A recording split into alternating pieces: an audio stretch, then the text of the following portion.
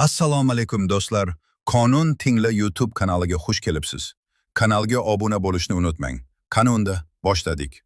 Birinchi bo'lim. Asosiy prinsiplar. Birinchi bob. Davlat suvereniteti. Birinchi modda. O'zbekiston boshqaruvning respublika shakliga ega bo'lgan suveren, demokratik, huquqiy, ijtimoiy va dunyoviy davlat. Davlatning O'zbekiston Respublikasi va O'zbekiston degan nomlari bir ma'noni anglatadi. Ikkinchi modda. Davlat xalq irodasini ifoda etib, uning manfaatlariga xizmat qiladi. Davlat organlari va mansabdor shaxslar jamiyat va fuqarolar oldida mas'uldirlar. Uchinchi modda. O'zbekiston Respublikasi o'zining milliy davlat va ma'muriy hududiy tuzilishini, davlat hokimiyati organlarining tizimini belgilaydi. Ichki va tashqi siyosatini amalga oshiradi. O'zbekistonning davlat chegarasi va hududi daxlsiz va bo'linmasdir. To'rtinchi modda. O'zbekiston Respublikasining davlat tili o'zbek tilidir. O'zbekiston Respublikasi o'z hududida istiqomat qiluvchi millat va elatlarning tillari, urf-odatlari va an'analari hurmat qilinishini ta'minlaydi. Ularning rivojlanishi uchun sharoit yaratadi. Beshinchi modda.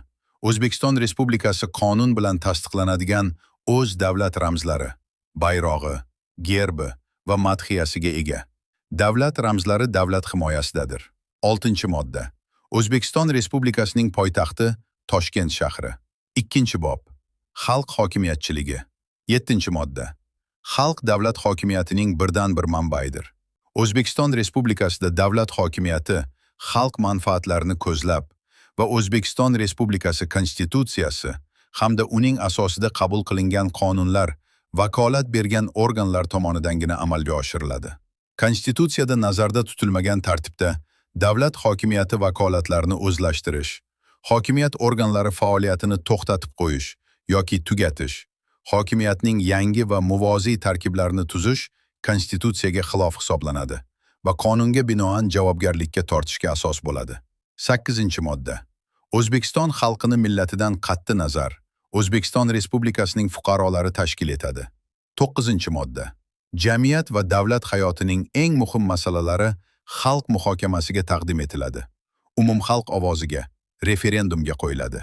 O'zbekiston Respublikasida referendum o'tkazish tartibi qonun bilan belgilanadi. 10-modda.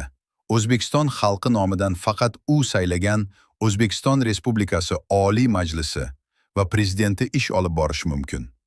Jamiyatning biron bir qismi, siyosiy partiya, jamoat birlashmasi, ijtimoiy harakat yoki alohida shaxs O'zbekiston xalqi nomidan ish olib borishga haqli emas. 11-modda. O'zbekiston Respublikasi davlat hokimiyatining tizimi, hokimiyatning qonun chiqaruvchi, ijro etuvchi va sud hokimiyatiga bo'linishi prinsipiga asoslanadi. 12-modda. O'zbekiston Respublikasida ijtimoiy hayot, siyosiy institutlar, mafkuralar va fikrlarning xilma-xilligi asosida rivojlanadi. Hech qaysi mafkura davlat mafkurasi sifatida o'rnatilishi mumkin emas. 13-modda. O'zbekiston Respublikasida demokratiya umum insoniy prinsiplarga asoslanadi. Ularga ko'ra inson, uning hayoti, erkinligi, sha'ni, qadr-qimmati va boshqa ajralmas huquqlari oliy qadriyat hisoblanadi. Demokratik huquq va erkinliklar Konstitutsiya va qonunlar bilan himoya qilinadi. 14-modda. Davlat o'z faoliyatini inson farovonligini va jamiyatning barqaror rivojlanishini ta'minlash maqsadida qonuniylik, ijtimoiy adolat va birdamlik prinsiplari asosida amalga oshiradi. 3-bob. Konstitutsiya va qonunning ustunligi. 15-modda. O'zbekiston Respublikasida O'zbekiston Respublikasi Konstitutsiyasi va qonunlarning ustunligi so'zsiz tan olinadi. O'zbekiston Respublikasi Konstitutsiyasi mamlakatning butun hududida oliy yuridik kuchga ega, to'g'ridan to'g'ri amal qiladi va yagona huquqiy makonning asosini tashkil etadi. O'zbekiston Respublikasining xalqaro shartnomalari xalqaro huquqning umum e'tirof etilgan prinsip va normalari bilan bir qatorda O'zbekiston Respublikasi huquqiy tizimining tarkibiy qismidir. Agar O'zbekiston Respublikasining xalqaro shartnomasida, O'zbekiston Respublikasining qonunida nazarda tutilganidan boshqacha qoidalar belgilangan bo'lsa, O'zbekiston Respublikasining xalqaro shartnomasi qoidalari qo'llaniladi. Davlat va uning organlari, boshqa tashkilotlar, mansabdor shaxslar, fuqarolik jamiyati institutlari hamda fuqarolar konstitutsiya va qonunlarga muvofiq ish yuritadilar. 16-modda.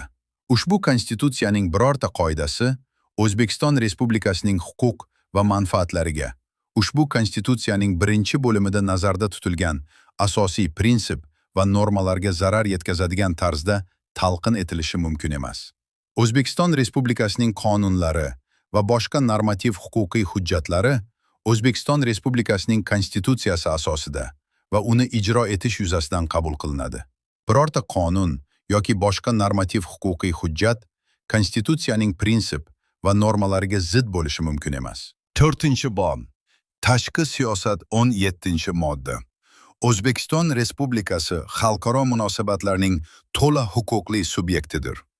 O'zbekistonning tashqi siyosati davlatlarning suveren tengligi, kuch ishlatmaslik yoki kuch bilan tahdid qilmaslik, chegaralarning buzilmasligi, davlatlarning hududiy yaxlitligi, nizolarni tinch yo'l bilan hal etish, boshqa davlatlarning ichki ishlariga aralashmaslik prinsiplariga hamda xalqaro huquqning umum e'tirof etilgan boshqa prinsip va normalariga asoslanadi. 18-modda. O'zbekiston Respublikasi davlatlar va xalqaro tashkilotlar bilan ikki va ko'p tomonlama munosabatlarni har taraflama rivojlantirishga qaratilgan tinchliksevar tashqi siyosatni amalga oshiradi.